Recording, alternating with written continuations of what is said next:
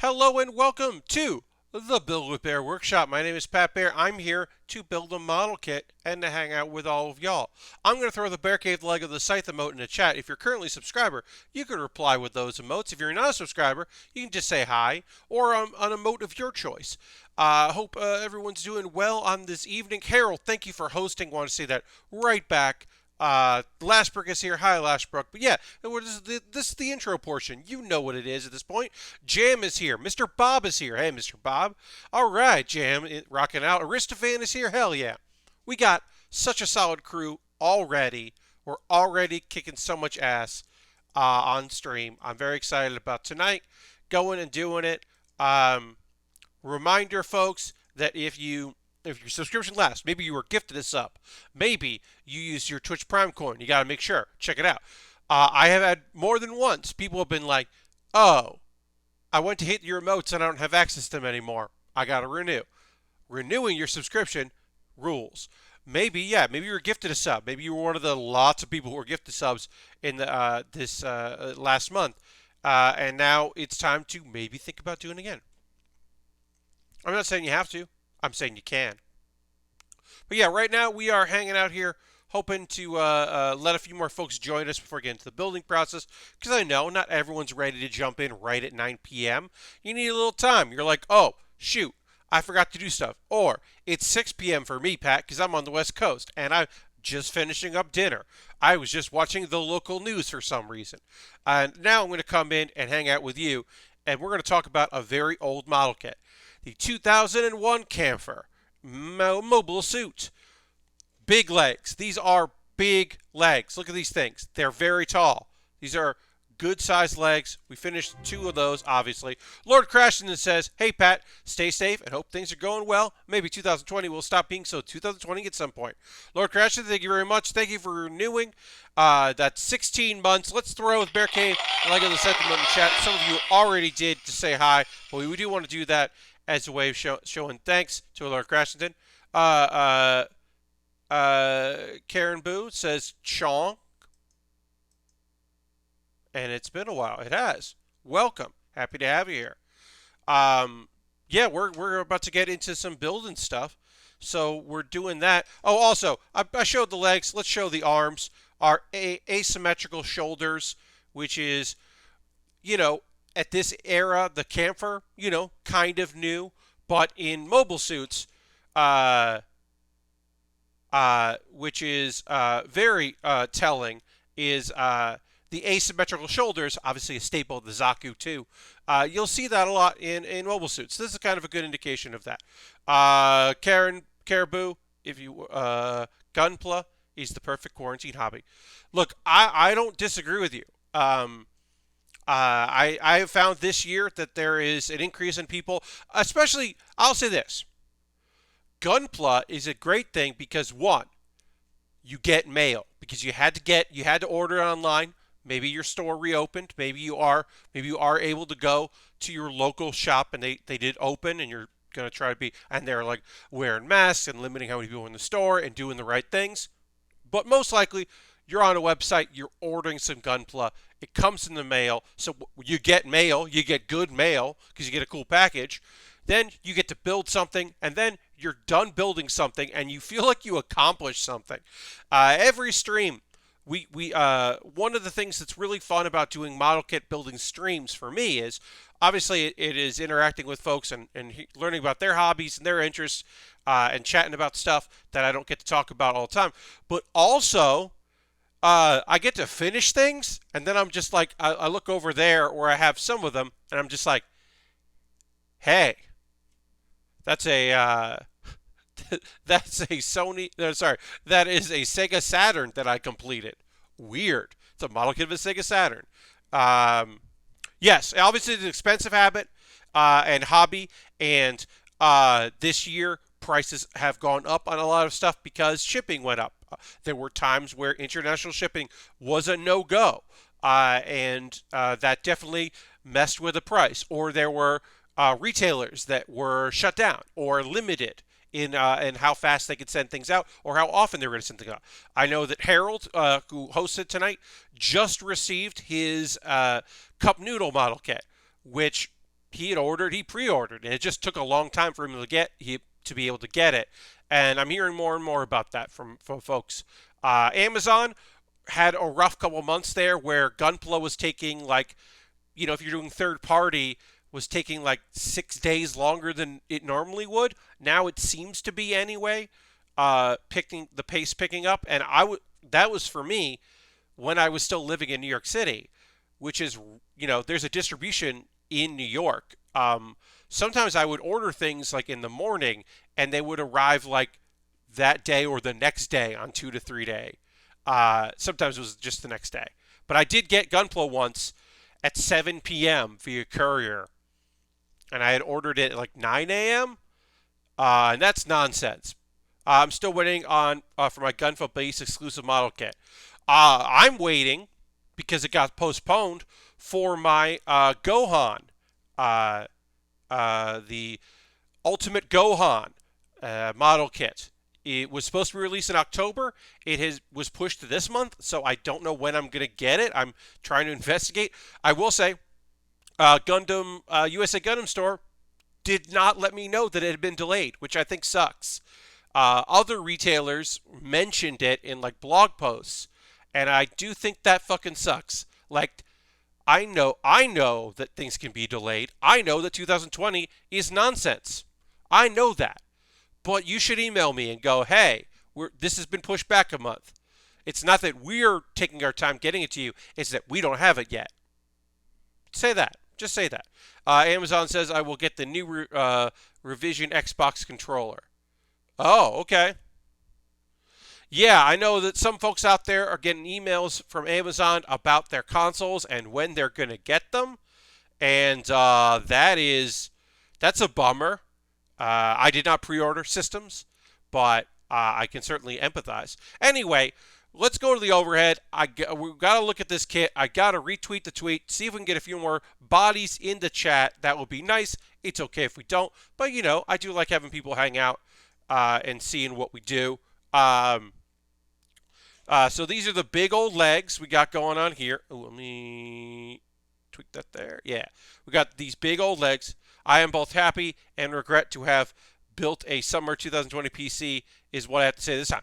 Well, I will say, building a summer 2020 PC, yeah, I mean, look, the problem with building a computer for gaming is that there's always something new coming out. But specifically this year, the new hotness is right around the corner. People bought high-end equipment to have it almost immediately be their better stuff on the market. This is a rough year to do rebuild. I really love the look of that kit. Yeah. So this I picked this up on Amazon. The Kampfer showed up on Amazon. This is a 2001 kit, so it is it is kind of an older kit, but it's still got a lot of love to it. I got no such email from Amazon, but it was nice to get an email last week about a separate thing getting delayed that scared me with how generic their email was. Oh, well, good. Fingers crossed for you. So we got our big legs with its leg rockets. We got our head. We're now working on the chest. One thing I did want to point out about this chest that I think is rad is this beautiful hinge that pops in here for the cockpit. This is a beautiful looking hinge. This design is really interesting. But we're about to get into the things that make this a kit. The kit is the master grade of the Kampfer. Yes, there is a high grade Kampfer. This is the master grade. It is from the year 2001. It is from a period where I had stopped building model kits, and now I am slowly buying the kits from the years that I didn't. I built an Easy 8 this year that was also from 2001. I have the RGM 79G, which is also from the year 2000. It's from the year 2000. So this is an interesting time because, as you can see, I have a screw right here. There have been several screws in this kit, and we will be putting another screw in this. This was a very smart attempt to make these more posable and to get rid of the issue they were having with some of their mobile suits, particularly some of the Gundam of this era. They'd experimented with screws in the mid 90s. The G Gundam Master Grades had screws. And then for the wing kits, they kind of got away from it. But problem with some of the original wings were they weren't that posable. They structurally weren't able to do it. So this was an attempt to kind of fix that problem. It was like, well, if we add screws, it'll add a lot of structural integrity. Now the problem is, they didn't like manufacture the plastic to like have the screws really fit in there. It's meant to you're meant to hit resistance, and the resistance should be good because it should be tightening all the plastic together. But the problem you run into is you might end up cracking the plastic by putting too much pressure on the screws, which is a nightmare. So it is not great. And I heard horror stories from people being like, "Oh yeah, I broke one of the legs doing that, and oh, I needed to get glue, and I had to use liquid cement to fix this, and all that stuff." So it's a weird problem. Also, let's look at this as we put these together. There's two things I want to point out about parts of this high grade that we're currently assembling right now, or master grade, I should say. Look how big these pieces are. Like, obviously, this is layered. We're going to put armor on top of this in a second. But look at this. This is huge. A huge piece of plastic. Oh, the unicorn. Yeah, I've heard. I haven't built that. I'm glad most of my Gunpla screws are in stands these days. Yes. Yeah, and aftermarket stuff still kind of deals with it. So, but look at this. This is the chest here. These aren't layers and layers of plastic. These aren't like, this is going to be kind of hollow in the middle. There's going to be sections here that are very hollow. This is not the kind of layered structural thing you're gonna find. Like, and part of that I think is to make up for the fact that this is like they don't want it to be top heavy, right? But one thing to look at also is look at these connectors. These are connectors you would find in a high grade, even a 144 or 100 scale high grade. Our arms are going to be going into these connectors that you would generally, on a master grade, that you would buy, even in like 2006 or 2007, you wouldn't see these be used. So it's really strange to see like this level, this kind of choices being made. But yeah, we're going to have like air. There's going to be like empty space on parts of this kit. It's a very strange thing. It's very like, this is like transitional. It really does feel like we are working on a transitional model kit.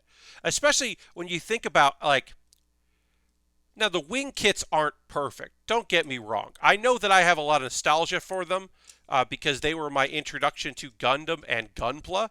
So I know I have a lot of nostalgia for them. But like the re-releases that I've built, and even the original ones that I built at the time, like they still just feel great. And there's a lot about this kit and kits of this era that do feel like, they just feel like, I don't know, they just feel odd. They just feel off a little bit. Yeah, it does have a kind of a strange vibe to it. All right, I'm going to make sure these connectors go in right. A little worried about it. It keeps falling apart. Oh, in destroy mode. Oh, that sucks. Yeah, that's heartbreaking. When kits like, especially kits with transformations. Transformations are so hard, and they've gotten it right on occasion. The major problem is that I think transformations start on the anime side, not on the model kit side, and they really need to be reversed. They really need to be like, here's how we're going to make this model kit work with a transformation. And then they're like, cool, and then we're going to animate it, and we are going to try to stick to the mobile suit. and designs. And I can understand why you don't do that creatively. It makes perfect sense why they don't do that. But as somebody that really loves building model kits, it is just a bummer. Uh, okay, so that unicorn, yeah, the unicorn, some of the unicorn stuff is very rough. Um, all right, let's try to get this together here. There we go. Okay, we're all together. But yeah, um, it's just parts of this is just kind of a strange deal. Uh, all right, now we've got to get some more pieces going here. Oh, I clipped this out by mistake earlier, so we can put that in there. But yeah, all right. So we're about to put on the basically like the top of the chest or the neck piece, right? And it's gonna go in there, but there's just gonna be empty space. There's gonna be it's gonna be hollow. This is gonna feel. I don't know if it will feel flimsy, but it's gonna feel a little incomplete, and that's an odd thing for a mobile suit. Um, At the same time, many of the unicorn kits are reprints of ancient kits that got messed up in the series. Ah, okay. Yeah, I'm not super familiar with like that particular era. Um, yeah, I mean, like, look, unicorn. It's very obvious that unicorn, like, they want that to be like a mainline mainstay kit. Um, it is very clear, especially like the in the that pair that one the animated one that's all CGI that is uh, a retelling of Journey to the West. Uh, or no, sorry, it's a retelling of Romance of the Three Kingdoms, but with Gundams. Like a unicorn Gundam is front and center there. Like they've always tried to push it. Yeah, they've always tried to push that Gundam as like this is one of the generational Gundams that we're really like psyched to tell you about. And we want you to like know rules. Please, please, please believe us that this kit rules. And it's like, okay. I mean, I'm not saying it doesn't, but all right, it's not my favorite. Uh, but I do like the idea. I've always liked the idea that, um, you know, you just pick a kit.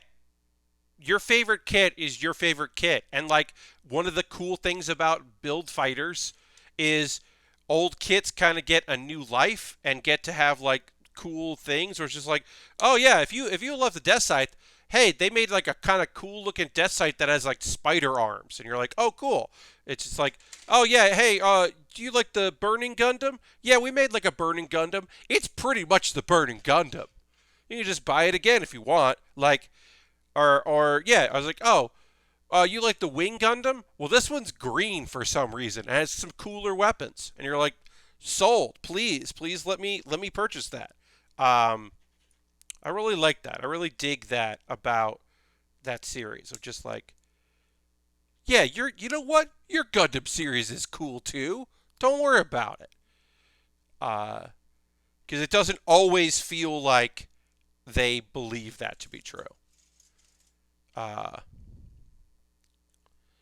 yeah, I think that like it's mostly just like I appreciate that they seem to, especially in a series that is about loving Gunpla, not just loving the Gundam series, but loving building Gunpla. That show is all about that. So I kind of like the idea that it's just like, hey, you like what you like. Like, it's like, oh, that's your favorite Gundam? Cool. This is my favorite Gundam. Sweet. At the end of the day, we all like Gundams, so hell yeah, let's build some Gundams and then have them fight somehow. Yeah, I mean, instead of just saying like, here are studies have shown these are the most popular Gundams, so we're only going to talk about these Gundams because they're the most popular. I don't know. I've always liked that. I like to see where things go. I would love it if the next mainline Gundam series uh, kind of took a page from Iron Blooded Orphans a bit because those designs are just wild. Uh, It was an innocent Gundam build divers for 3 minutes. Yeah. Um, Iron Blooded Orphans kits are just so weird, and I just love them so much that I think it would be rad to see them represented again, like that. Uh, that kind of style of like just I don't know. There's just something really great about the the influence of like demon, like a demonic kind of the big claws and the kind of hunched over look to it. So many unique, odd weapons. Bandai seems to be the least informed about what people want from Gundam. Um, yeah, I mean, look, so it's either that they really, I don't know if they don't know what people want. Oh, it's an IBO kit. Oh, cool. I don't know if it's not what people, they don't know what people want. I think it's they know what they want to sell people. Um, and they focus on that. So in a sense, that is that, right? In a sense, they do look to this is what we think you'll like, and we're going to tell you, hey, be excited about this thing. But it definitely does feel like they're not super invested in uh, they're more invested in giving people pushing people down a path than they are like, okay, well, this is the kit, we're putting this out because we know how much you want this kit. It's more like, hey, here's a kit. We remember wanting to make this for a while, and now we're going to put it out. And I'll say this. That's what I like about the RE100 line. The RE100 line feels like it doesn't feel like it's fans asking for things. The RE100 line felt like, to me anyway, obviously I don't know anyone in the company, this is an outsider's opinion, but that always felt like um, to get an RE100, somebody at the company had to be like always bringing it up. Like it was the list of things that we want. Fine, we're gonna make it. Oh God, this one crew over there always brings up the Hama Hama. We're never gonna make a Hama Hama, and they keep talking about the Hama Hama. Fine, you know what? We're gonna make an RE100 of the Hama Hama. Great. We'll make yeah, we're gonna make the Gun EZ as well because somebody else keeps talking about the Gun EZ. We're gonna make the Gun EZ. Okay, we made it. It's there. It's out. Uh, it's just like, but maybe it is. Maybe the RE100s are like fan driven, but it never felt like that. It always felt like it was company driven. Of like this is just it's somebody's favorite kit, and they're gonna make it. Please. Uh, Whereas, and while there are some Zaku's in there, I feel like every couple of years they just go, hey, what Zaku 2 did we not make yet? Oh, we didn't make the Warrior one yet. Let's make that one. Oh, we didn't make this. Hey, what about that one Zaku? Well, there's a Zaku we haven't made yet, right? Which ones haven't we made yet? Okay, we'll put that one out. It just feels like every couple of years they're like, time to make another Zaku 2 that is pretty similar to the other Zaku 2s, but this one is white and we'll put out this white one, and it's just from a manga. It's from a picture book. This is a character that was supposed to be in the original series and then isn't, and then we put it in a manga. Let's make that Zaku 2 and put that Zaku 2 out. No one has ever asked for this, but we're going to put it out anyway. The Asteroth. Yes. Good night, Harold. Thanks for being here. Appreciate it. I'll talk to you soon, friend. All right. So, did I do this wrong? Yes, I did. No.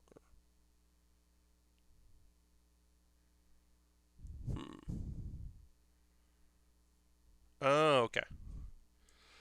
Yes, the Asteroth does feel a little bit. That one does feel like a more traditional kit in that world, which I can appreciate. Um, there are just some really good kits in Iron Blooded Orphans that really just speak to me. They just have such good style, cool weapons. And, when your main Gundam's main weapon is a big sword, I'm into it. Uh, Uh, Bobby Dice Roller just subscribed with tier 1. That's 4 months. Let's throw the Bear Cave leg of the second month and thank Bobby Dice Roller. Thank you so much for subscribing. Very much appreciate it, Bobby. Mr. Bob, I never did go see the Met exhibit that was just a lot of red Zaku 2s. No, I never saw that. But I love that that's a thing. That's a wonderful nonsense thing. Welcome, everybody. We got a good little audience tonight. Always appreciate that. We were a little light on Saturday, so it's nice having folks in here as we finish this kit up. And I am about to put our pilot into it, which is always a weird thing. We got our, of course, we got our standing pilot, and then we got our sitting pilot. C16 should be able to find this, no problem. There it is. We got our sitting pilot. I might need a little help getting that in there because it is got to peg in. I do like it when a mobile suit has a tiny pilot. Always nice. Met Museum collection. Mr. Bob is sharing a link to the Met Museum collection. That was from 2009. I did not know this was happening. I mean, that's a beautiful looking Zaku. That is, the artist carefully lacquered each part using red lacquer, top of the transparent layer on the armor to mimic the look of traditional Japanese armor. I mean, that's just goddamn gorgeous looking. That is beautiful. People want to check that link. That is dope as hell. They're not wrong for thinking that rules. Try if I'm using my screwdriver to get this in here. All right, we got our pilot in. Now we got to put some shoulder pieces on here, or arm pieces for our arms to lock into, which is in the F category. So almost done with this armor, this exterior armor here.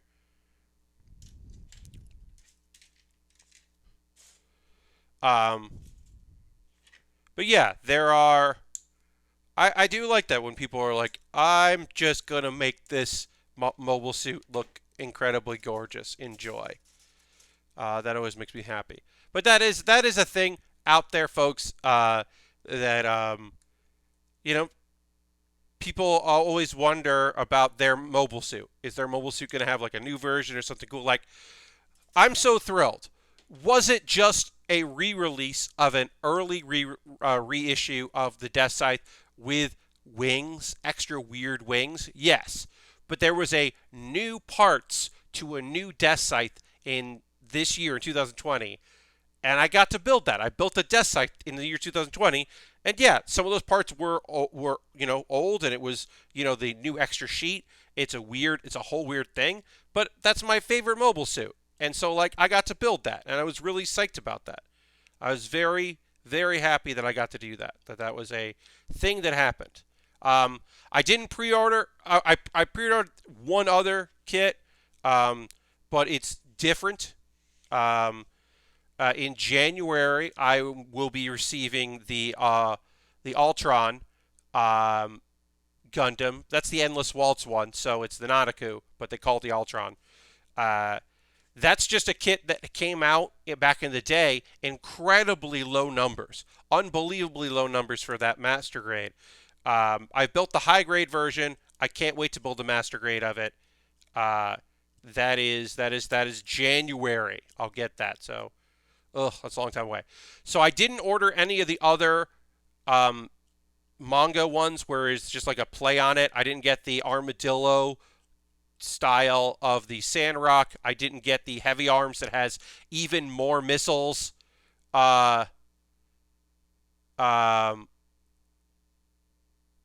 didn't even get the and more launchers. I didn't get any of the alternates. I've built the Shenlong that has the sword and the fire sword and shield, and that was really fun to have. I'm just gonna put this aside. I'm not gonna worry about it. But yeah, I haven't done that. They're releasing a 20 Cm Magikarp. I did not see that jam. No, I didn't see that. There's a new Magikarp model kit. Let me see. Magikarp.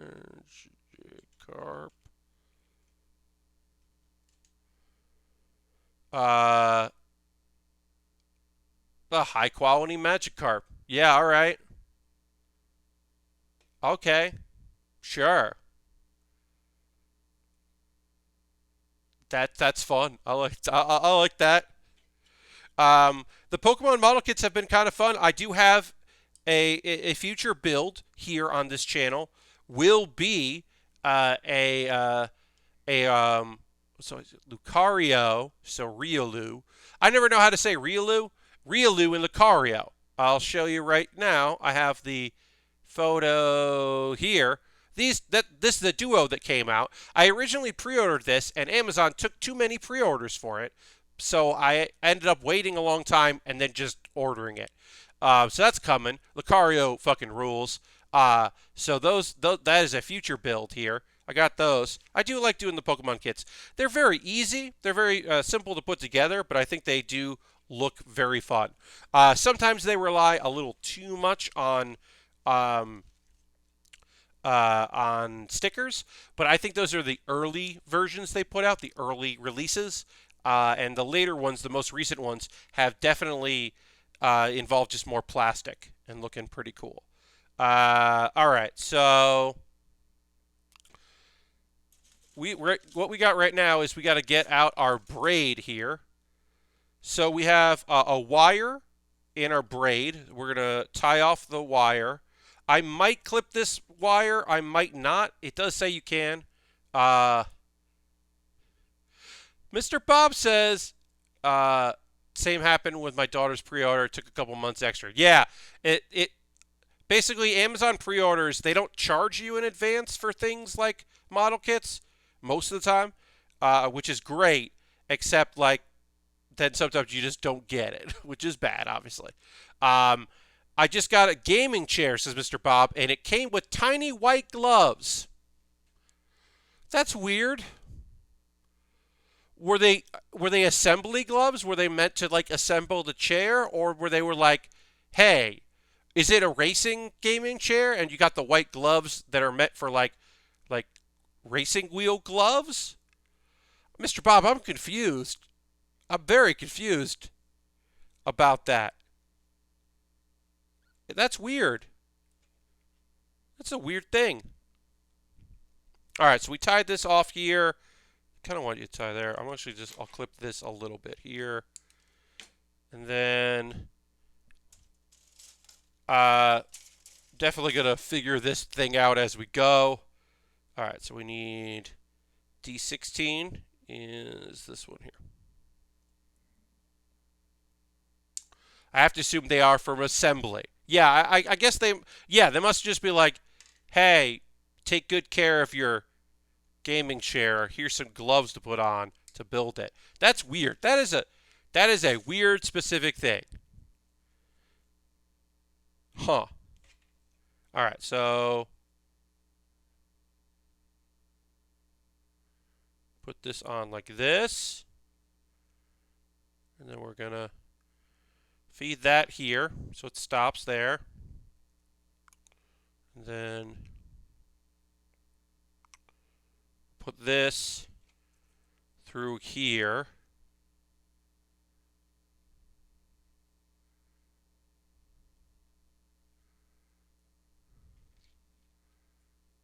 And then that goes like this into the plastic. I've definitely done these with beads. I don't know if I've ever done it with braided rope before, but I'm a little curious about,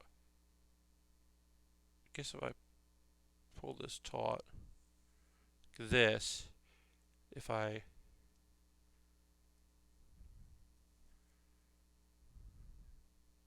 oh, they want this to be 130 centimeters.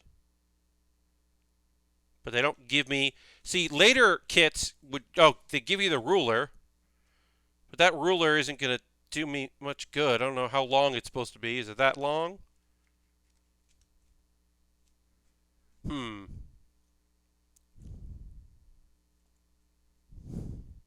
They stretch to fit your hand. Well, there you go. Yeah, I don't know how long this should be. But I know that they want me to cut this. at 135 millimeters. A weird thing. But it is too long for this to fit and then go there. Because it's going to go along it. You know what I'm going to do? I'm going to pause this. I'm going to build the other piece that this is going to wrap around. And then I'll have a little bit of a better understanding of how this whole thing is supposed to work. Because I am right now kind of confused. So let's build the waist that this clips into. Yeah, this is a weird part of this kit right now. I'm not going to lie. This part is weird. So we're just going to assemble this. And then we will continue on with figuring this part out. So this is going to go down here. This is going to go over here. And then this is going to connect these two components. We'll put these here. All right. Then, so there's going to be a bunch of components here. And it's going to go like this. And then this will stick out. And then it's eventually going to go up to here and clip in like there. It's pretty odd. All right, what I'm going to do is I will scrunch up.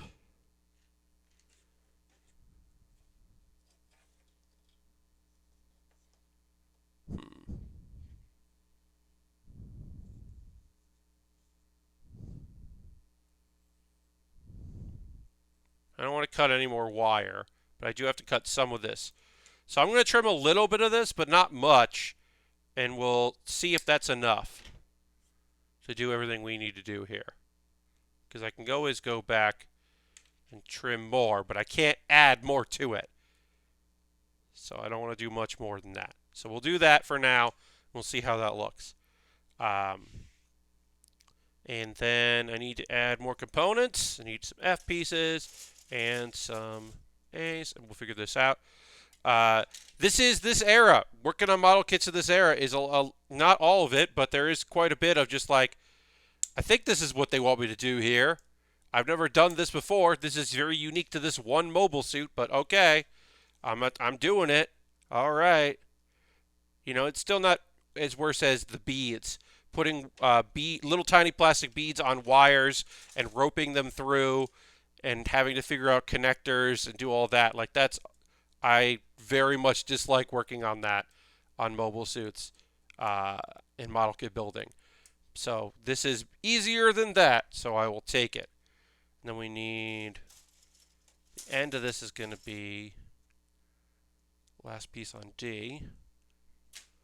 And then the middle will be A23,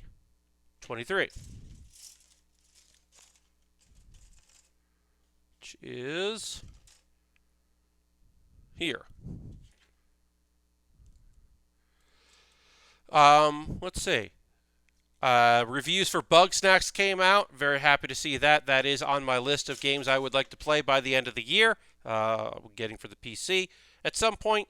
That might end up being December money, the way this month is currently looking. But that is a thing that I'm planning on getting. And of course, I want to play the next Yakuza. I want to play like a dragon very much. So those are the two things I'm definitely looking forward to as far as gaming goes. Yeah, and I don't have like a lot that I'm like psyched about beyond those two for the rest of the year. It's weird that I can't find Bug Snacks on the PlayStation Store at all. I believe it's not out today. Maybe too many. I don't know. Lashbrook. I know reviews are out today, so maybe the game isn't out today, or it isn't out for the PlayStation yet. Maybe they pushed it. I don't know. What you could do, Lashbrook, is look for young horses You should check their Twitter because they might have direct links to buy it through their website. Um, oh, it's out on Friday. Okay. Bugsex is Thursday. We're hearing different things. All right. But they might. You should check their Twitter because they might have like a direct link to their store page. Um,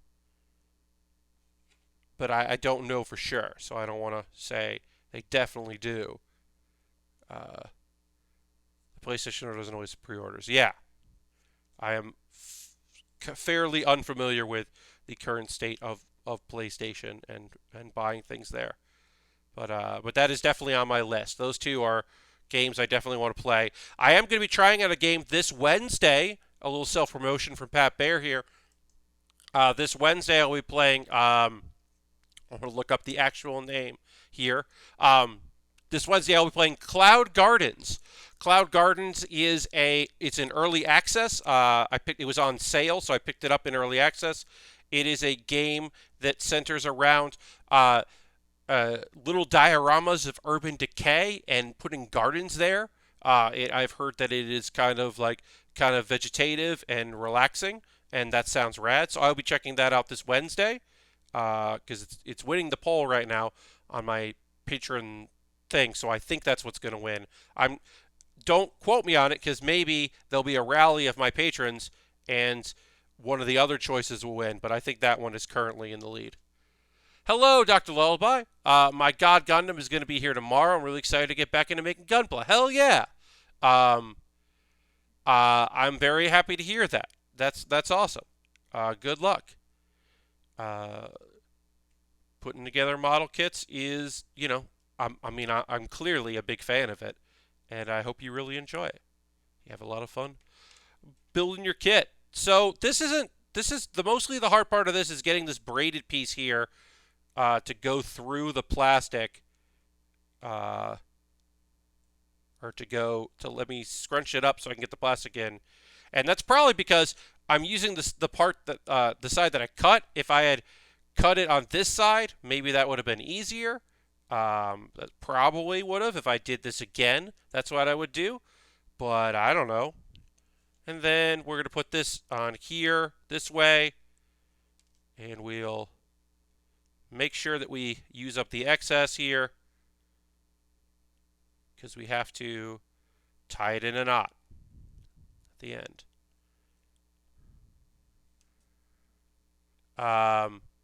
Do you ever do any kit bashing custom Gunpla? So, we have on this channel done one bit of kit bashing. We made one kit. I kit bashed together a bunch of Iron Blood Orphan kits to make my own because in the mythos of the show, there are a bunch of Gundams we just never saw because they had made a certain amount of them. So I just kind of threw stuff together and kind of made my own, and that was really fun. That's the only time we've done that. I'm certainly always interested in that. I've definitely kept my eye on garage kits and stuff like that. Maybe some custom stuff now and again, especially if I'm at hobby shops. I kind of keep my eyes peeled. I haven't been to a hobby shop in a long time. Matt says, "Hi Pat, hope you're having a good night. The Kampfer set looks really good. Hope you're enjoying it." I am. This kit has its quirks, being that when it was produced in 2001, it does have some issues. Also, this is unrelated. I cut myself last week, and it's healing up nicely, but it's still not like have it on a camera look. So that has been that's made building sometimes a little annoying, but otherwise this is a great kit. So yeah, I've been always thinking about doing more kit bashing. A project I will be doing sometime this month, probably at the end of the month, I will be doing my first ever Lego free build. I have a lot of Lego here right now. And the idea is taking all the Lego I have and making some sort of big mech with it. Some sort of thing with big rockets and wheels on its legs so it can move around. That is a thing that I definitely want to do here in this month. Because, yeah, as like I said, I've never done that before, and I think it would be really neat to just kind of do. I mean, I've never done it on stream. As a kid, I used to take my Legos, I had a big box of Legos. I used to take those out all the time to just make whatever with them.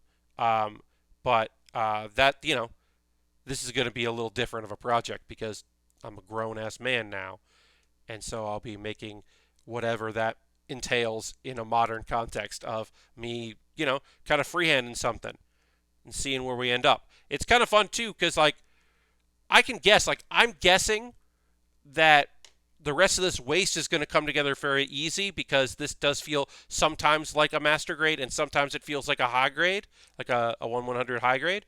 Um, so I think like honestly, maybe we don't finish all the weapons tonight, but we're going to get very far in this.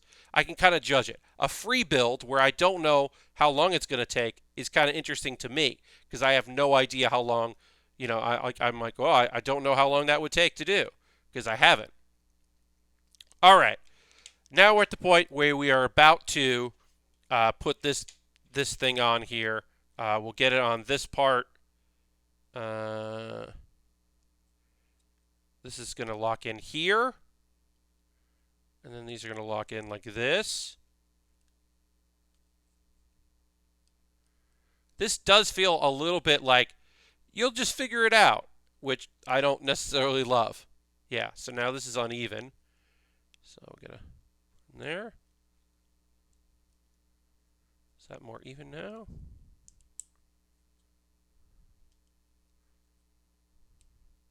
No, that's pretty even. Yeah, that's even. Okay.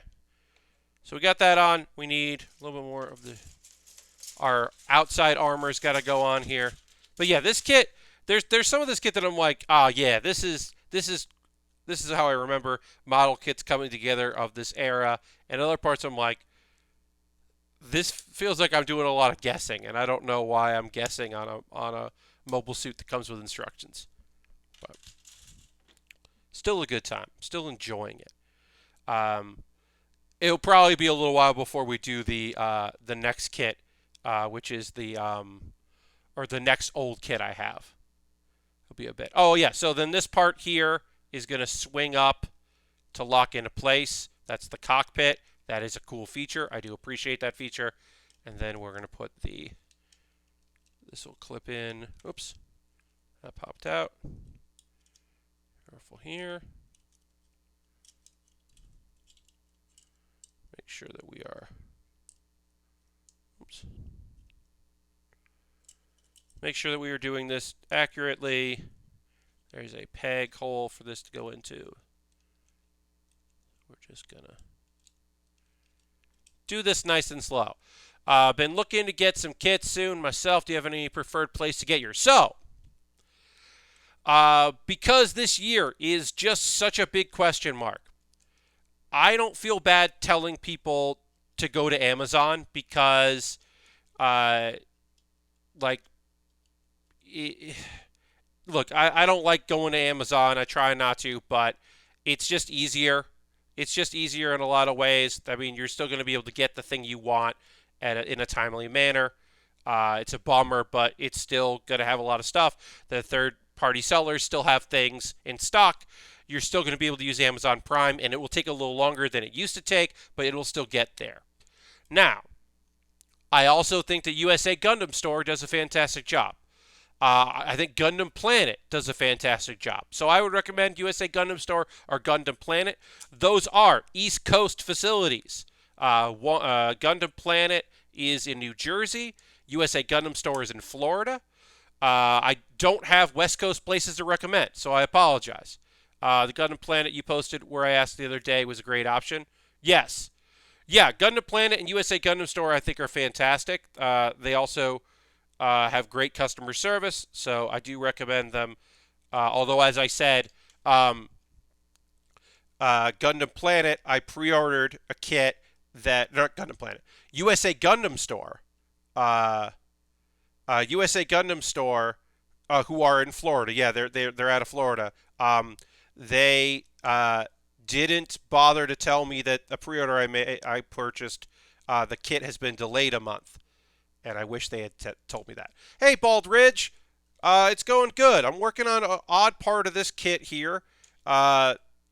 These are supposed to clip into the back, and they definitely don't want to do that. This braided section is very weird, and it is giving me a little bit of a hassle. I think I didn't clip enough of this off, so I might have to fix this. Not on the stream. I definitely don't want to do it on stream anymore.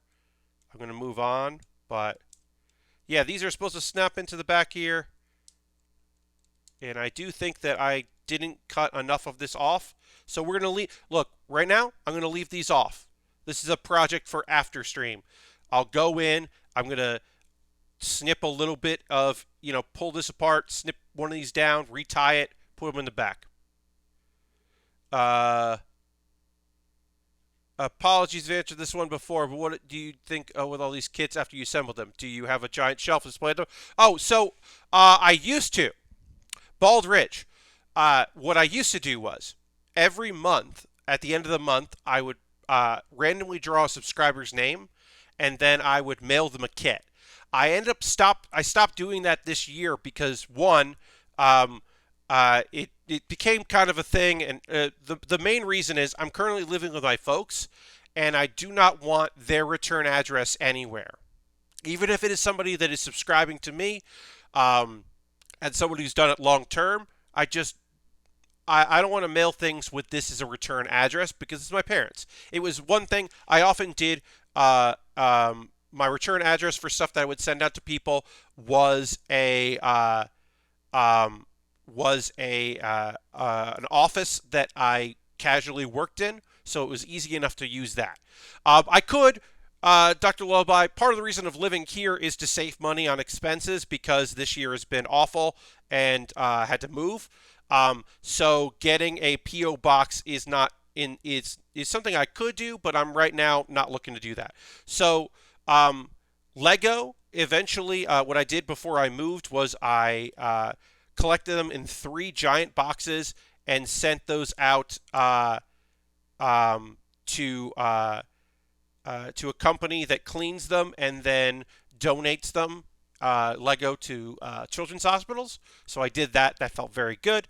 But my model kits went into storage. So right now I'm keeping all the kits, and eventually I'll do something cool with them.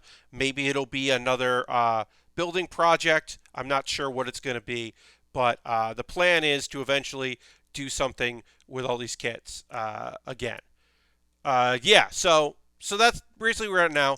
It was also like when this was only really paying for streaming it for a while there for me, only really needed to pay for like the other kits that I was going to buy in the future, and it didn't really matter because I could take from my other income and supplement it if there was a month where it didn't really work. So the idea that every month sending out yes, thank you for the qualifier, yeah, but every month sending out a kit and spending $20 $30 to mail something, that wasn't a big deal. Now that is more of a big deal.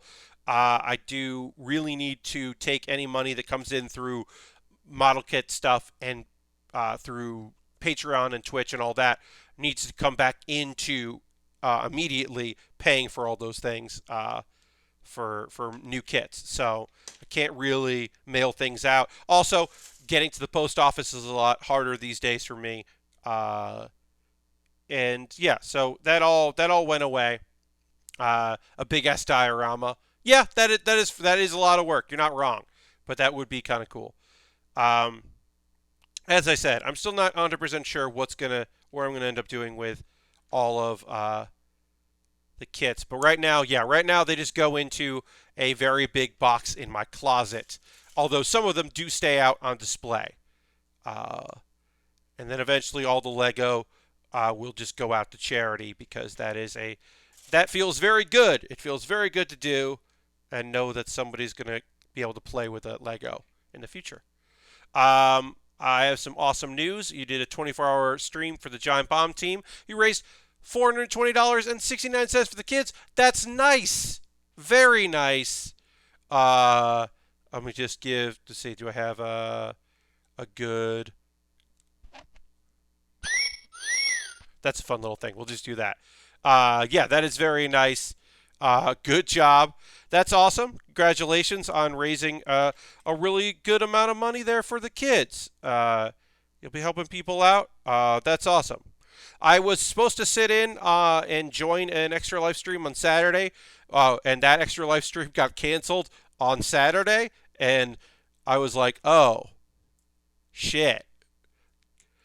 One, I felt bad for the person that had to cancel, and two, I'm glad I didn't promote it. I was waiting to that day because also it's also tough to promote like another stream the same day that I stream because I was going to do it earlier and then do my own stream later, and I was like, oh shit, I have to make sure the person's all right, and they are. It was also like, okay, well, fuck. Yeah, it was all right. I just retweeted a lot, joined a few groups, hung out, chatted in chat with some people, so that was fun, and then did my own thing, my own night of streaming. But yeah, I definitely feel like I'm probably done with my own charity streams for the year. I did 2 this year. I do think that might be my limit because it has just been a weird, rough year. Obviously,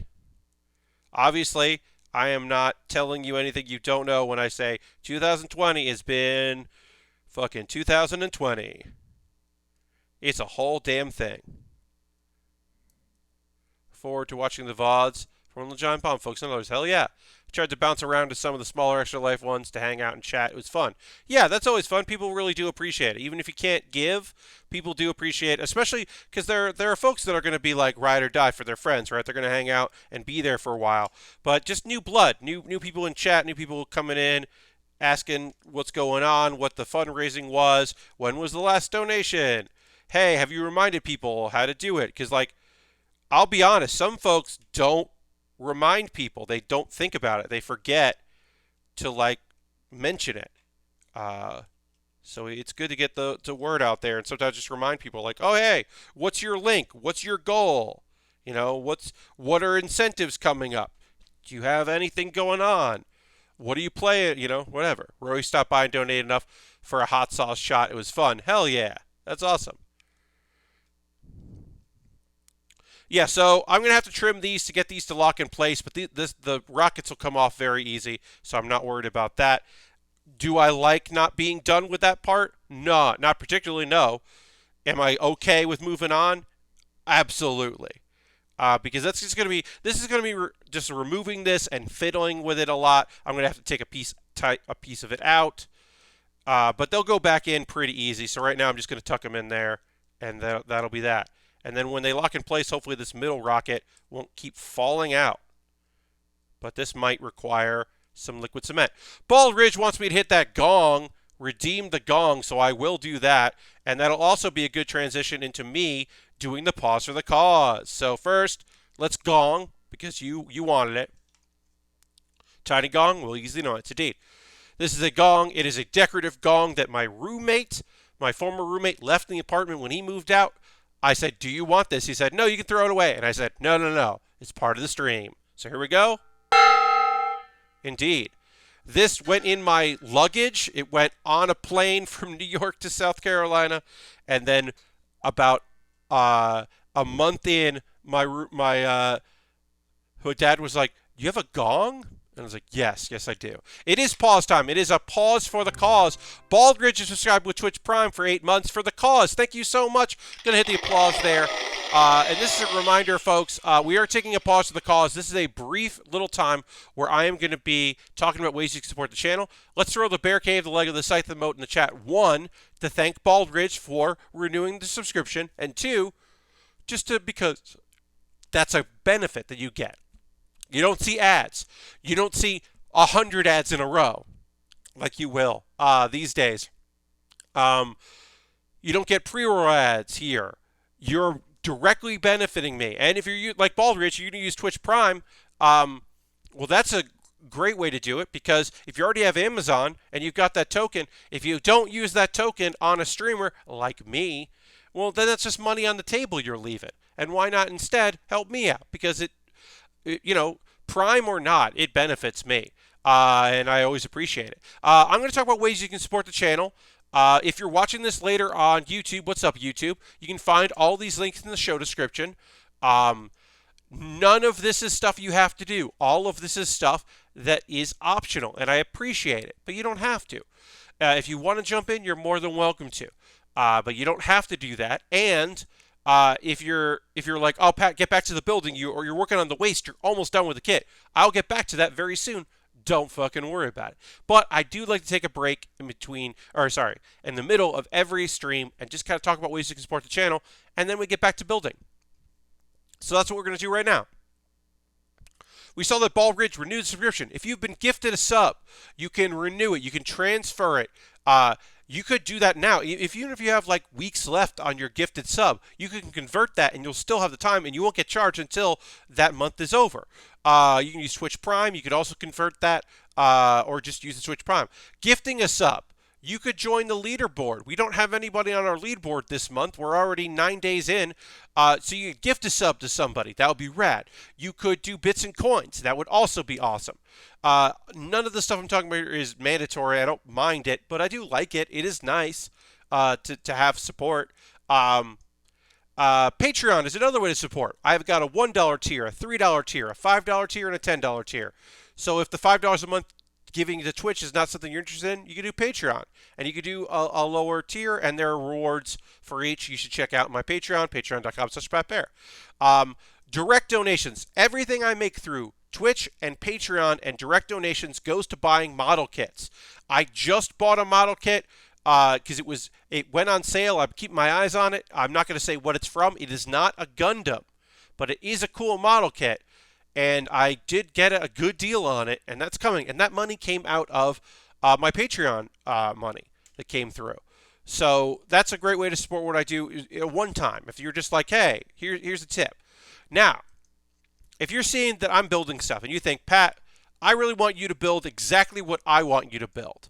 Is there any way to do that? I want to demand you build something that's my choice. Well, you can do that if you want to buy me something to build. I have an Amazon wish list. We just had somebody buy a Lego set off that wish list. That's going to come in the mail when I get it. I'm going to make a little video saying, hey, thanks, here, showing it off, and thanking the person for buying it. And then the next time there's something new for me to build, when I finish a kit, the next build will come out of stuff purchased from my wish list. So I've got some pre-orders in there, some inexpensive Lego, some more expensive Lego, some high grades that aren't too pricey, some high grades that are pricey, a bunch of different things, and you buy it, it comes to me in the mail, I'll build it, yeah, I've got the Asteroth high grade on the list there. That's something I haven't built. The Burning Gundam from Gundam Build Fighters Try. That's kind of a pricey high grade that might come down in price, but right now that is a little high.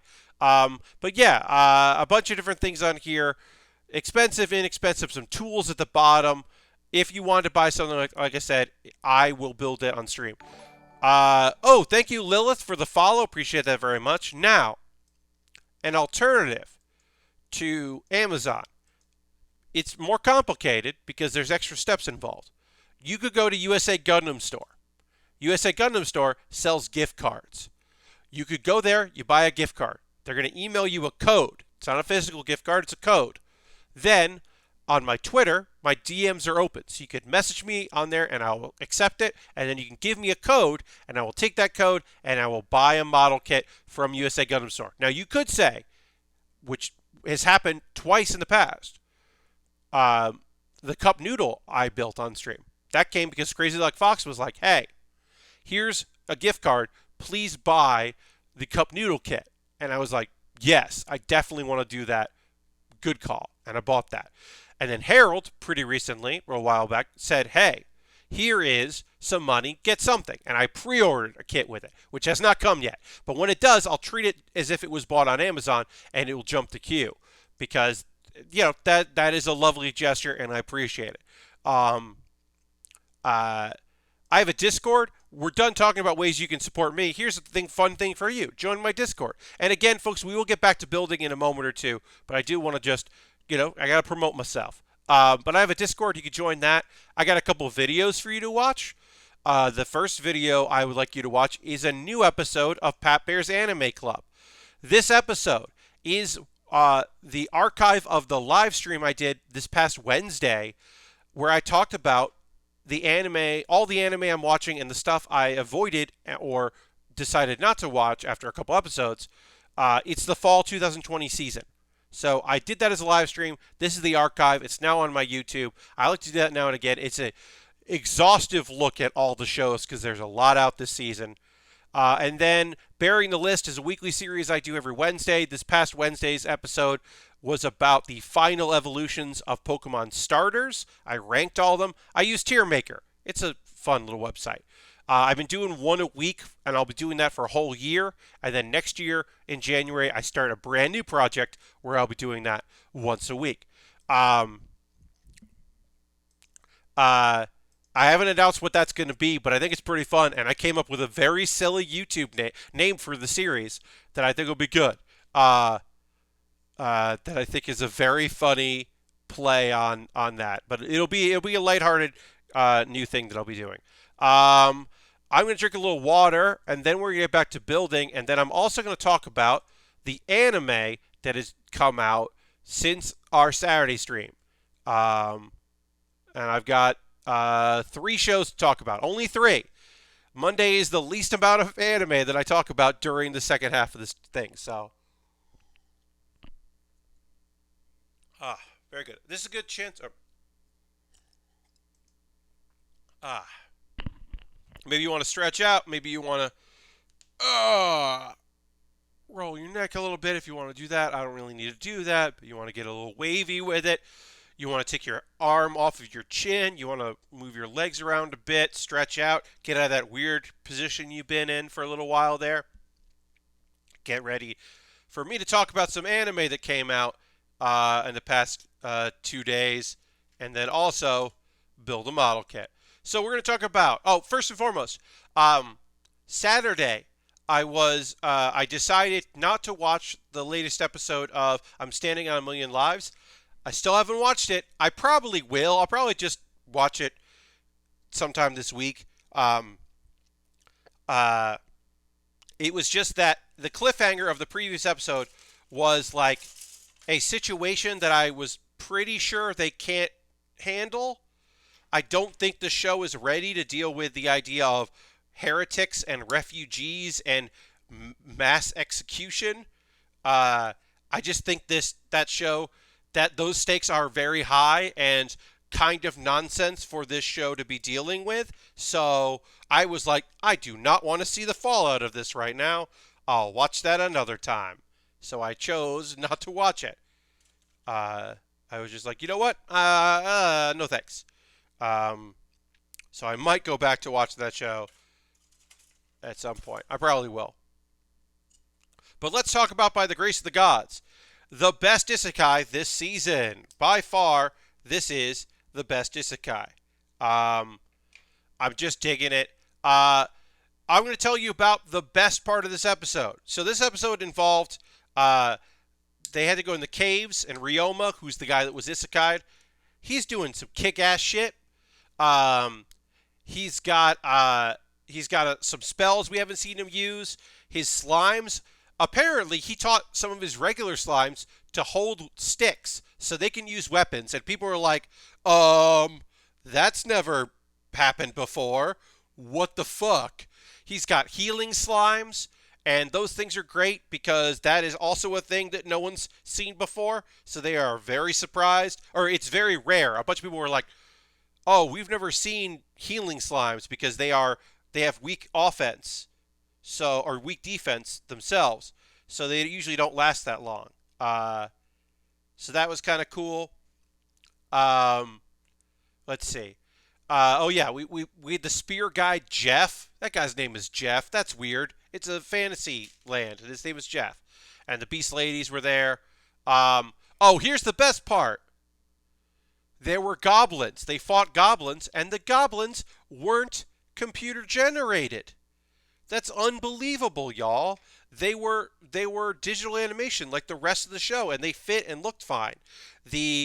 Some of the other creatures were still computer generated, but the goblins weren't, And I'm like so pleasantly surprised about that. That was fucking rad to see. Are these even the right pieces? These are the outside ones. I got the inside ones. Fucking up. B5 and B3.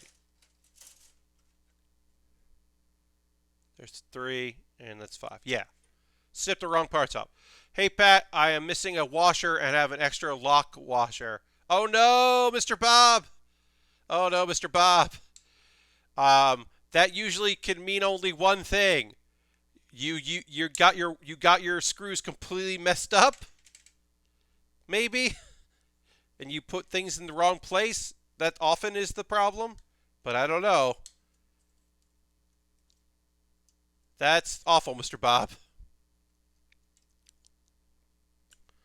Uh, yeah, I would retrace everything that involves using washers to figure out where you went wrong, because you may have gone wrong somewhere and just read it wrong. Maybe, I don't know, but good luck, my friend. So I know it's weird to say that my favorite thing was that the goblins weren't computer generated and just looked good, but that is what happened, and I was psyched about it.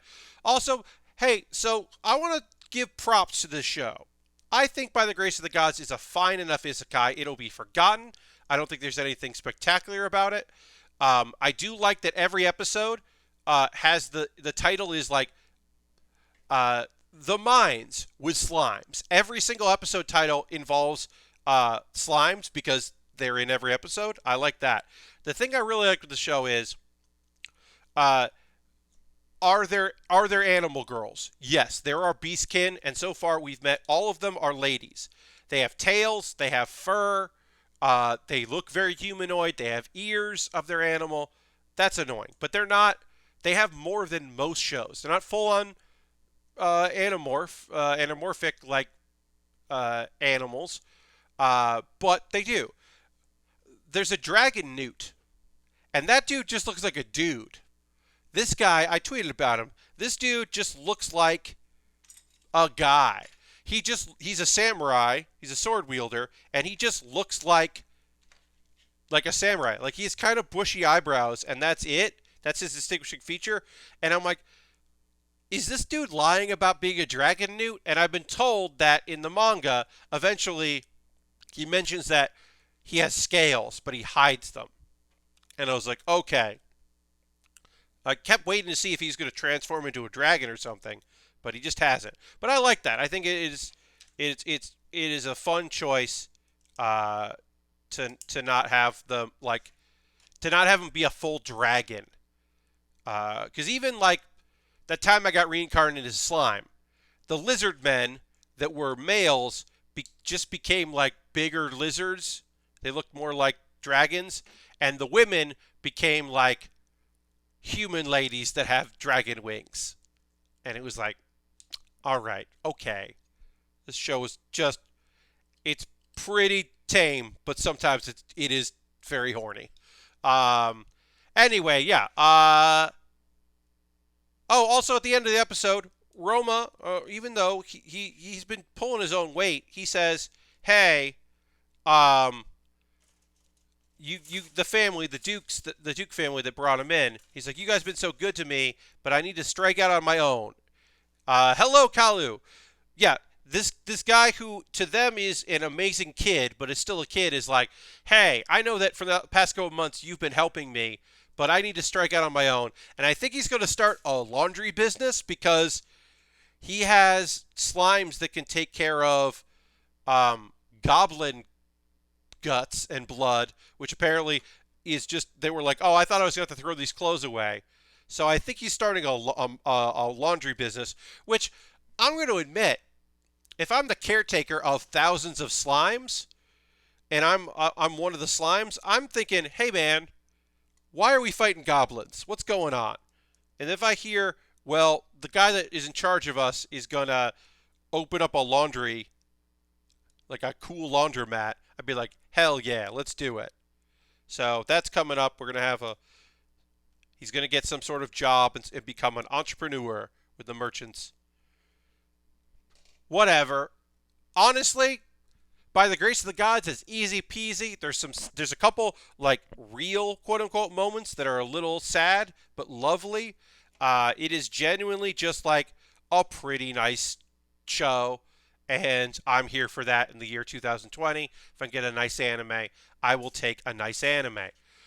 Another show that is definitely in the nice side of anime is Maesetsu Opening Act. Now, Maesetsu Opening Act, if you haven't been following, is the story of two different comedy duos. These are young ladies outside of two of them are in college, two of them are just working full time, and all four of them want to become duo comics in Japan. They want to be stand-up comics in the Laurel and Hardy, the Abbott and Costello style of duo.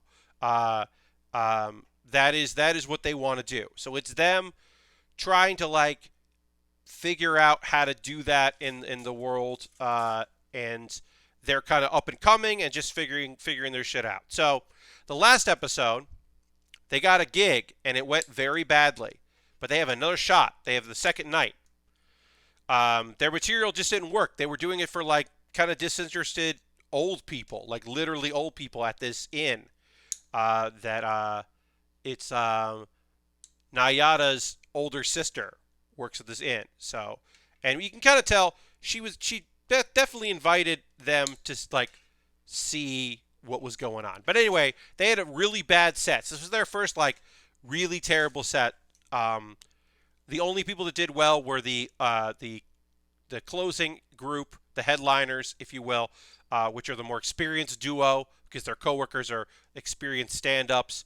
The comedy duo known as Freak, featuring two voice actors who are stand-up comedians playing themselves. They are playing versions of themselves. One, the guy whose character in real name is Tomata, he has one other credit in anime. He plays one of the later stage Hunter exam people in Hunter x Hunter, in the 2011 Hunter x Hunter. He is the guy that basically is like, oh no, only one person qualified to be a hunter in this exam. He's that guy, which is pretty fun. But now he's playing himself, or a version of himself, which is neat. Now we're going to assemble this all together, and then we're going to build two shotguns. Why don't we put the legs on? What are we doing here? Let's assemble the whole thing, and then we'll keep talking about this cool anime. Put the head on here. Did I assemble this wrong? Nope. Okay. Like I said, they had a bad set. They felt really bad. We're talking about Maesetsu Opening Act. Tomata, the dude in Freak, wakes them all up really early, and he's like, "Hey, we're gonna go out. It's a surprise." And as he's driving, they're like, "Can you give us a hint? Where are we going? What are we doing?" And he goes, "Do you remember that popular camping anime?" And he almost says the name, and they're like, "Hey, stop!" So so my ears perk up, and I'm like, we're gonna reference one of my favorite anime, one of my favorite modern anime. We're gonna talk about Laid Back Camp, or what? What are we talking about? What's going on? Yeah, we're gonna talk about Laid Back Camp, because they go to an outdoor hot springs. And then they have deep-fried, soft-boiled eggs. They have a view, they go to one of the places that the girls stop. You might, if you're as familiar with Laid Back Camp as I am, you might remember where they stop at an indoor hot springs, and then they get eggs, and they lose track of time because they're just so comfy. They go to a place just like that, which is really fun, and they have a good day. And the girls kind of do sightseeing, they eat local food, they meet the locals, and then they start brainstorming about, hey, maybe we should incorporate the stuff that we saw when we do our show tonight, because we're going to be doing it for an audience that they're tourists, so they probably went to a lot of the same places we went to, so we can reference the thing. So they each do that in their act, and the act goes really well. Meanwhile, we have Sundara, who one of the girls is one of the main girl's younger sister and her friend, and they do their first bit ever in front of friends because they've just decided to try out comedy. They're in middle school, so one of them does a bit for, or they might be freshmen in high school. I can't remember, but they're young, and so they have a bit, and we don't see much of the bit. We just know it involves maracas, and it ends with one of the people slapping the other person lightly, which is how a lot of their bits end. And the girls like it, and they're like, oh, they're feeling pretty good about it. So that's a little minor thing.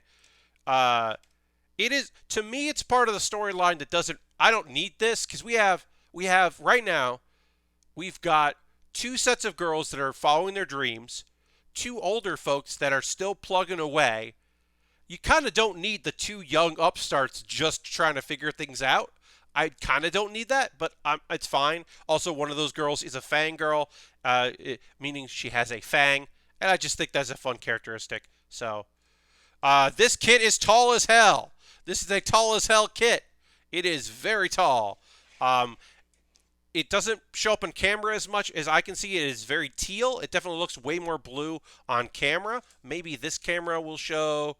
No, that still looks pretty blue. But to me in person, it's got a teal that I don't necessarily love. Doesn't feel very show accurate, but I think it looks good on camera. It definitely looks blue on camera.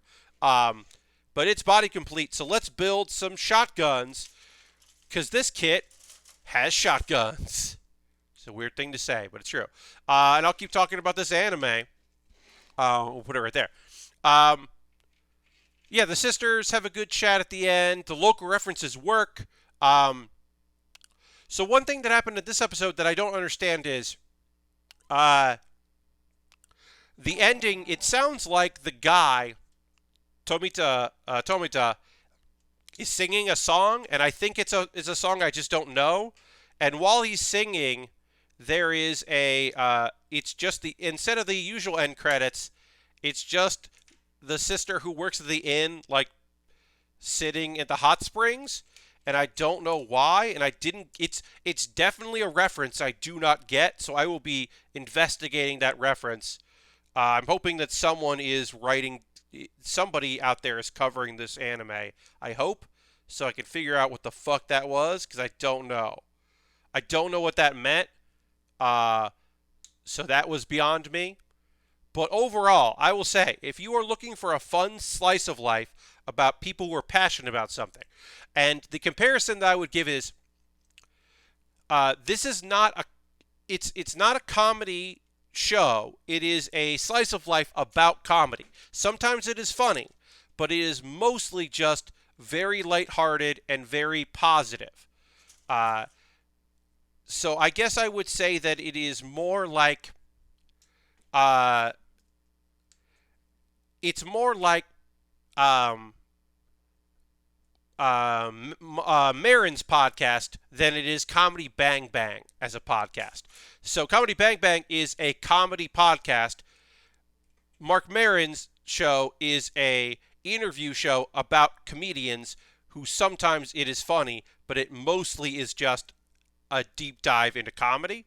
So this is, yeah, I need a better example, but I think the Bang Bang is a good point. I just definitely need, like, probably try to find a better example of, like, a podcast about comedy that works better than Marin, maybe. But that's where we're at. It's still very fun.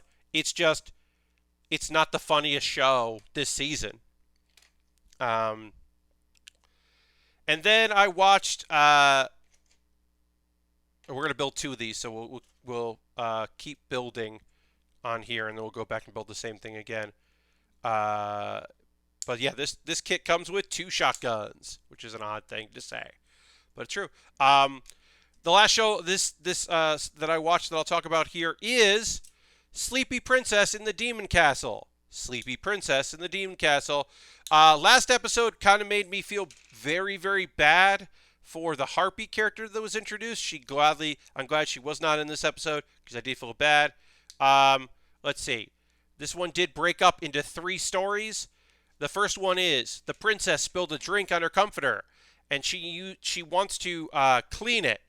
And every step of the way, everything she's doing to clean this up is undermining a plan. And it's a very funny thing that is going to be very difficult for me to describe, so I won't really go into detail in describing it. But basically, every step of the way, the oh, so you can do it like this, or you can do it with a stock. It's one or the other. That's fun. We'll do one of each. Because we're going to build 2 shotguns. So basically, the Demon King is like, this is the plan. This is what we're going to be doing. Also, I should mention the plan is the hero that's supposed to be rescuing her keeps getting lost and getting, like, injured on his way to rescue her. So the Demon King is trying to figure out a way to lure her or him safely. Like, they basically designed it like you would in a video game. Oh, well, you go here and you're just strong enough to beat this and you'll level up. And he keeps, like, fighting overpowered things. The hero is having a really bad time getting to the princess. So this plan is a way to make it easier for him to succeed, but then she's, like, ruining the plan. At every step of the way, he completely and totally ruined the plan. And it's pretty fun. Let's see. Okay, and then later, she wants to make woolen underwear. She wants to make comfy underwear for the winter and or fall and winter. But here's the thing. She used to get scolded for talking about underwear because she's the princess. So she won't say what she's making, but she's running around making a thing. And there's a bunch of stuff where people just completely misinterpret what she's saying. They're like, oh, she's making a weapon. She's going to murder everybody. She's like, they just totally don't understand what she's saying. It's a lot of, like, playing telephone. And in the end, they're like, I think she just made a bunch of underwear. It's fine. This is similar to an earlier gag in Sleepy Princess, where they didn't understand what she was saying. She wanted someone to hit her pressure points. And that one I didn't like. I did not like that episode, so I like this version of it way better. All right, we have the 2 different ways you can have your shotguns. Let's make... we'll make our whip here, but let's do the easy thing first, which is make beam sabers. We'll just make our beam sabers. So let's do that. Nice and easy. Oh, and the last story was the Demon King needs his rest. This was a short little one. And she kept trying to help him because basically he says, like, if I die, the castle crumbles. Because, he's the Demon King. So it's very obvious that if you defeat the Demon King, then the castle will crumble. But then her bed will crumble too. So she's like, I'll help you. And all her attempts to help him are terrible. They are completely awful attempts. None of it works. But what does work is she pats him on the head because she remembers that helped her fall asleep when she was a little girl. And it does work because it makes him very embarrassed. And then he does fall asleep. And that's cute. And that's the end. It was better than last week's episode where I felt very bad, and she felt less like a complete, utter evil monster in this episode, and more just like a clueless goof. Yeah, I'm liking the show. I think it's fun. I think the voice actress is having a lot of fun with it, and that's fun. I think all the monsters are cool. There was a new monster guy in this episode that was like the inventor guy. He seemed pretty cool. Overall, I do think it is a neat show, and I would recommend it if you're looking for a funny show to pick up, an actual comedy. These are going to be a beam sabers. I'll just put them together now. We're just working on weapons, and that is all the anime I watched. As I said, I'm going to try King's Raid. King's Raid is an anime based on a video games property called King's Raid. Duh. But it's they ordered 26 episodes, which is a lot of fucking episodes for a show. And two, it's not the campaign from King's Raid. It is a wholly original story, and I've been told it's an isekai. I didn't know it was an isekai because all of the shows out there that were talking about it, or shows, all the websites that were covering it, were just putting up, well, this is what happens in the video game, and we'll see if it's the same in the anime. It's not the same in the anime. The anime is its own story, and the anime is somehow an isekai. So I owe it to myself to watch the first episode because I watch isekais. It is a subgenre that I enjoy. So I will check out one episode of that probably for Thursday. Because, I do watch some things here, but I have like one show to watch on Tuesday and 2 shows to watch on Wednesday. And do I watch anything on Thursday? Oh, yeah, Thursday I watch, Anime Capybara-san, which is 2 minutes long, and I have to watch that at like 7:30. It comes out at like 7:30 at night, so I'm not stressing about that. Okay, so this is going to be on one end, and this will be on the other end. This is the Mind Whip. This is a wholly odd idea for a weapon. I love it. This kit has so many weird weapons that I absolutely, positively love. It's such a strange choice. Every element of this is weird, and I fully enjoy it. We'll have to put these on in a moment. Basically, we got 2 things here, and we will have to trim one of these down probably, because I think they want us to cut this, but I don't know if they do or not. But do this on one end, and how do I want to do this?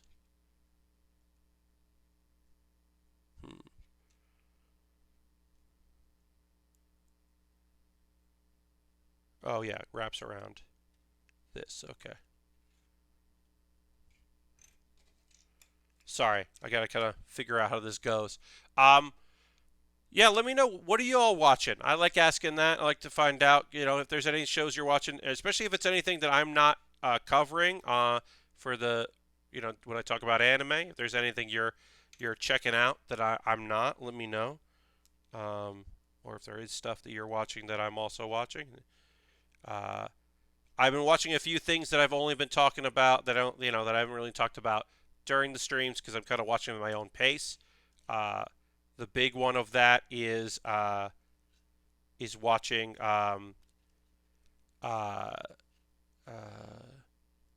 Haikyuu. That show fucking rules. Kind of watching that on my own time. I've been watching Yashahime.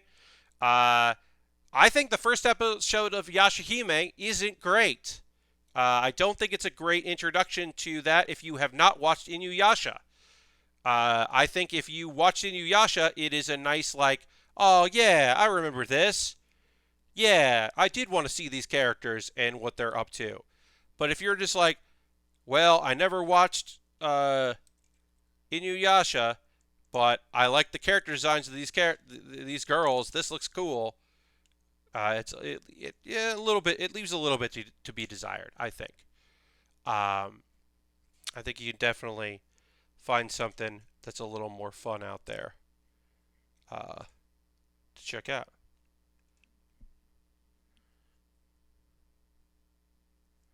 I might end up using all this wire, so we'll see. But yeah, let me know if you. What if you watched Inuyasha but never saw the ending? Well, Lashbrook,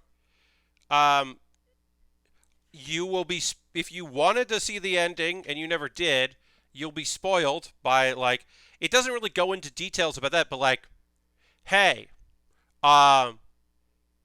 one of the main 3 girls is the daughter of 2 of the main characters. And there's another character in the show who is an offspring of 2 of the other major characters. Now, there are twins who are the daughters of a character that you're supposed to be like, hey, who fucked that dude? How does he have twins? What happened there? That is not explained yet, so you'd be okay for not knowing that. But everything else, they're kind of just like, yeah, this happened, and then like, there's more show. So like, you can kind of guess that there were some couples in that show, and those couples ended up together. And I think that's okay to like totally spoil yourself if you never finished Inuyasha. But I think there are a lot of people, because it's not like, here's the thing, right? Naruto ended, and then almost immediately Boruto started. So it's not like, I don't feel like there are a lot of people who are like, well, I never watched Naruto. But here's Boruto. It's been months, and I could just watch some of it. Here we go. This show like has been off for a very long time, so it feels weird to me that people are like, "Oh yeah, this makes total sense." All right, we got a lot of these to put on here, so we get a bunch of got to do a bunch of these here. So some of these are going to be C8 here, and there's C10 there. And then we need a bunch of these to go together. A bunch of these 6 I9s go here. But yeah, I think that like, look, I liked Inuyasha a lot. I think Yashahime is a pretty fun adventure. I think it's not doing itself a lot of favors the way it started, but I think the way it's going has been pretty cool. So I am interested in watching more of it. All right, so we're gonna have 6 of I9s on this piece here. 1, 2, 3. So we'll do that.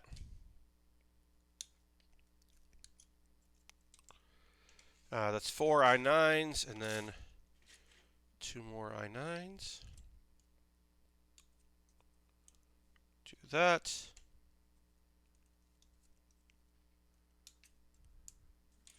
So these are going to be 6 of them, and the 6th one is the end here. So it's going to go like this, and then there'll be 2 more on this side. And then the rest will be the other ones. Yeah, so I don't know. I'm digging where that's going. There are a couple shows that I'm just kind of like, I'll watch an episode, then I'll let a few more pile up, and then I'll go back and kind of finish it or get caught up. I am behind on. I didn't watch the latest episode of Is It Wrong to Try to Pick Up Girls in a Dungeon? And I haven't watched the latest episode of what do you call it? Oh, The Irregular at Magical School. I have not picked up either. I have not finished either of those or got caught up in either of those, but I will. Although this 3rd season of Is It Wrong to Try to Pick Up Girls in a Dungeon, I don't really like it. It is another issue of similar in a little way to I'm Standing on a Million Lives. I don't think this show can handle the topics it is attempting to handle. I think it is doing a very piss poor job of handling the heavy topics of like, oh, these monsters are special, they can communicate, and they have like culture and language. But some people are like, well, that's cool, and other people are like, we kill monsters. What are you talking about? This isn't cool at all. Fuck them. And it's like, where does Bell stand on the issue? And what can he do? He's only one man. And all this other stuff. And it's like, okay, I don't think you should be doing this. This doesn't seem like a thing that should be happening. So yeah, I guess what I'm saying is not super thrilled with this season. And I don't know, the other stuff is what it is, and it's fine.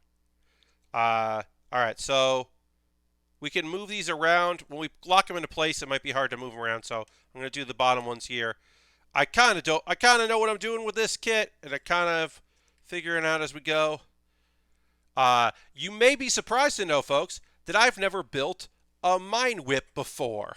So this is a new experience. We can kind of line these up. The important one to line up is the last one, because we've got to do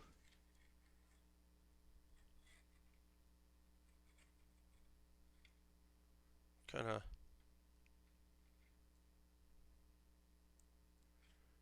gotta this has to kind of be the linchpin here of the whole kit, or the whole connector. Yeah, this is gonna go like that.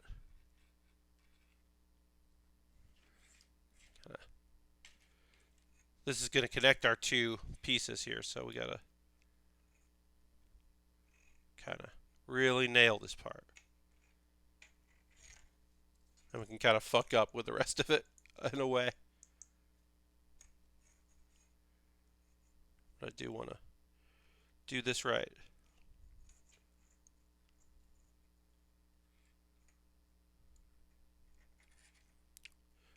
Yeah, I'm just watching a bunch of different things in my free time, trying to enjoy a few things that are just kind of for me, even though I'll talk about them on stream. I'm trying to limit how much I talk about them on stream and just kind of enjoy them. And then,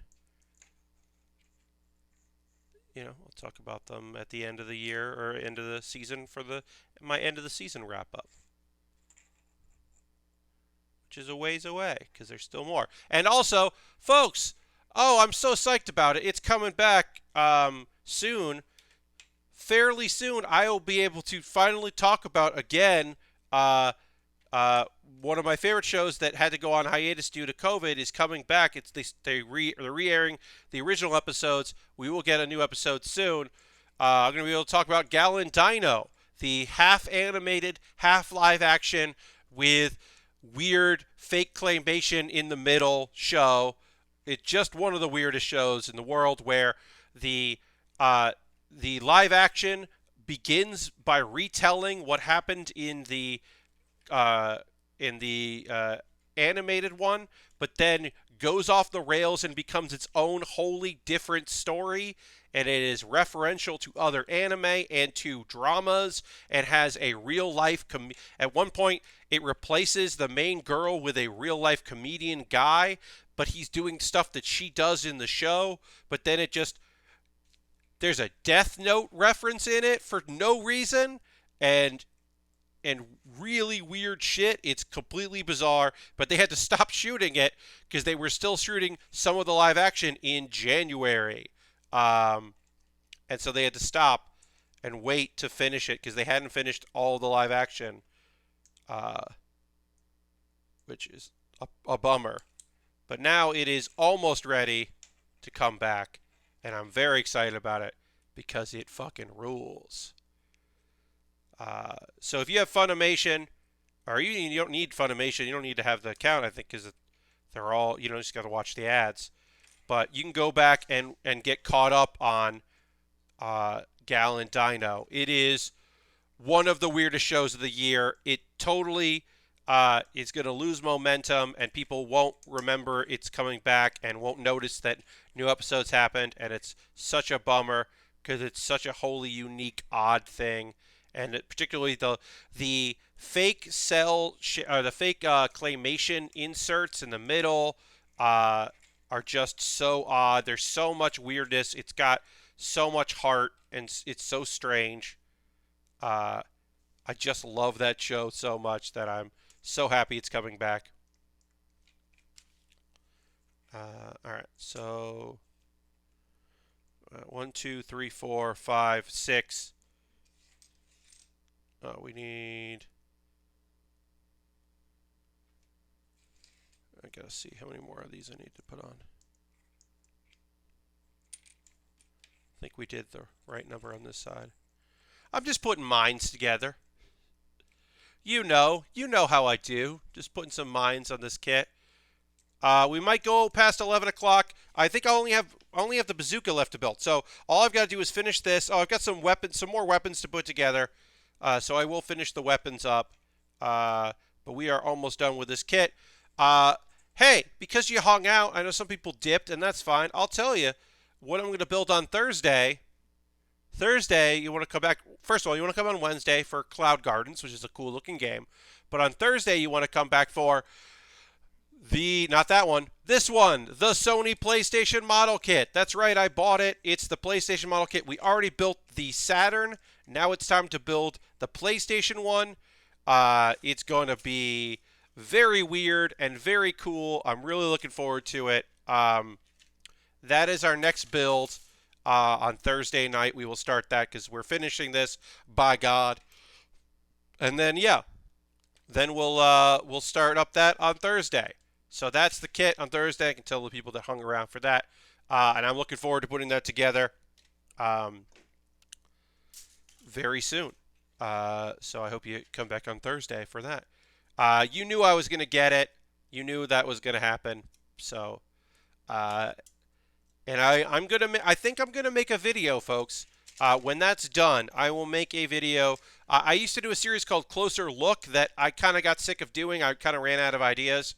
It was a way to make a YouTube video that was solely for YouTube about my model kit building.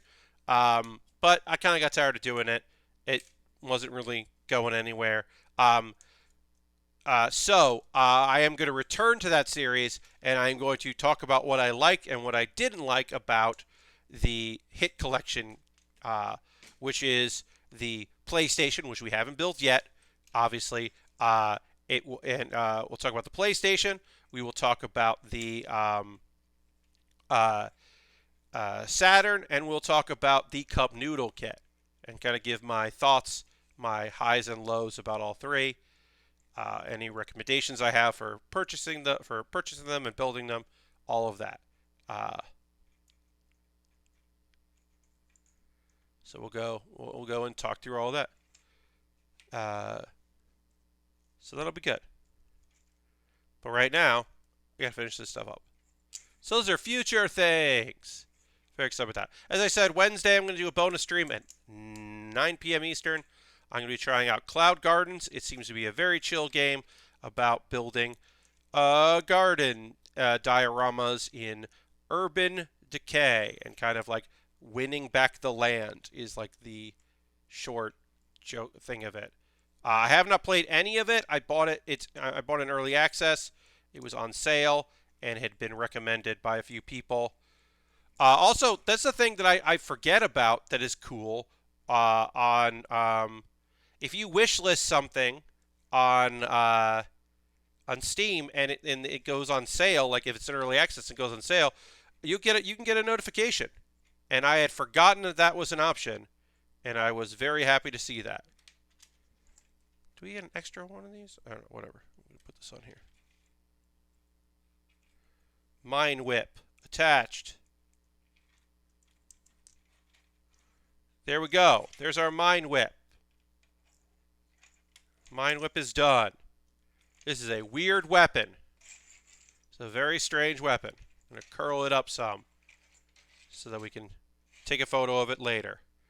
All right, let's build our bazookas, and then we will and put on our shoulder or our leg missiles, and then we will call it a stream.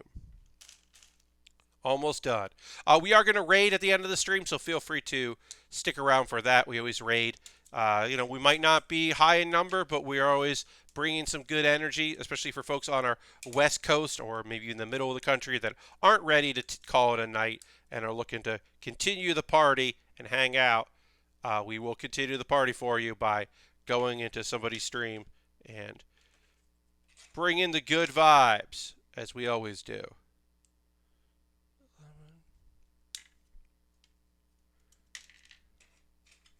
But yeah, these mount on the back, right? So we'll probably do that for photo's sake. Build one of these and build the other one. Nice and easy. No problems. No sweats. Has anybody got any model kits they're working on? Anything they're doing in the last couple minutes of the stream? If you want to, yeah, it's a great time to let me know what's going on with you. If you're up to anything, up to any kits, working on anything, painting anything, building anything. Let me hear ya in the chats. Or if you're just hanging out, not building anything. In between projects, you got a backlog and you don't know where to start. And you're like, I don't think I'm going to build anything for the rest of the year. I am too busy with work. So, no, that is not happening. Let me know. Or just chill. That's also a possibility. You don't have to tell me if you don't want to. Leave it a mystery. That's fine.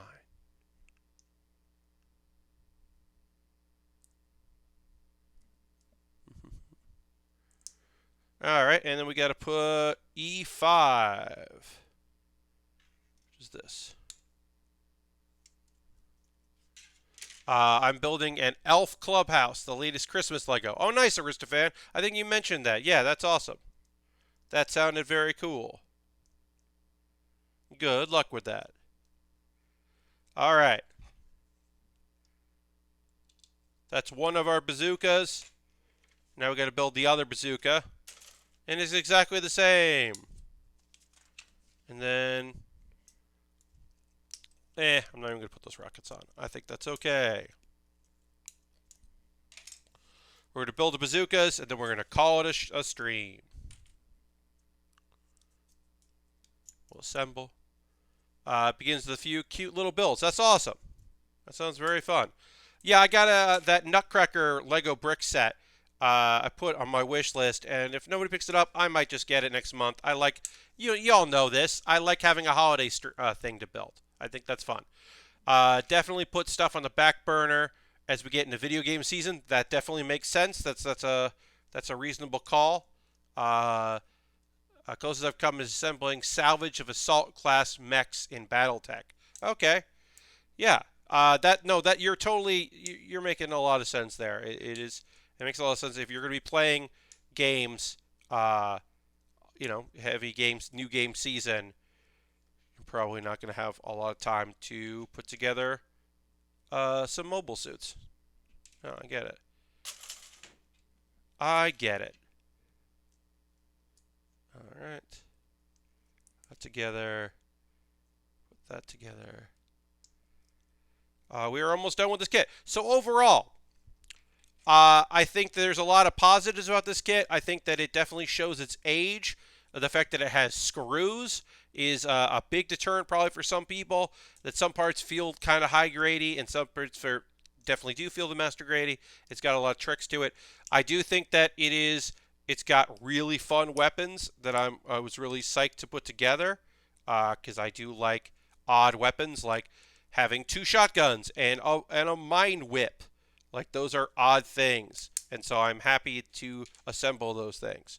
But I do think that overall, I think you gotta have a soft spot for Kampfer for picking up a thing that came out 20 years ago. I think you gotta have, like, a real soft spot for this kit to want to put this together. But I do think that the results are pretty neat. So we will... we're going to take a photo of this, so let me get it kind of assembled here. Oh, yeah, I don't want to worry about that. All right, so we'll lay this down here. We got our bazookas. We got our shotguns. 2 different ways to do the shotgun. We've got our whip. And we've got our blades. That. So I will take a photo after this, but that is going to do it. And as I said, we are going to go and raid. So let me go find somebody for us to go and raid, to go hang out with. I always like to end the stream with a raid, share the love, let you keep finding something new. Oops, I went to the wrong screen there. I'm now back. Hi, sorry, I went to the wrong screen. So I'll just go and find someone else for us to go and hang out with. Mary Kish is streaming, so we're going to go raid Mary Kish because Mary rules and is just such a great person. Uh, so we're gonna go raid Mary because Mary is awesome, uh, and is doing it hashtag for the kids. So yeah, let's go give Mary a raid. Feel free to come on the raid. If you don't want to come on the raid, that's okay. Also, Mary often plays scary games, and she's doing a charity stream. This is her charity stream, so that's awesome. Um, but this does not look like a scary game, and that's rad. So let's go raid a not scary game. So feel free to come along on the raid, and let's hang out with Mary and the crew. Thanks so much for being here. I hope you have a great rest of your Monday. Please come on Wednesday, 9 p.m. for Cloud Gardens. It looks chill as hell. And on Thursday, come back so I can work on a brand new kit, the Sony PlayStation model kit. Thanks so much. Have a great night. Bye-bye, everybody. Goodbye, goodbye, goodbye.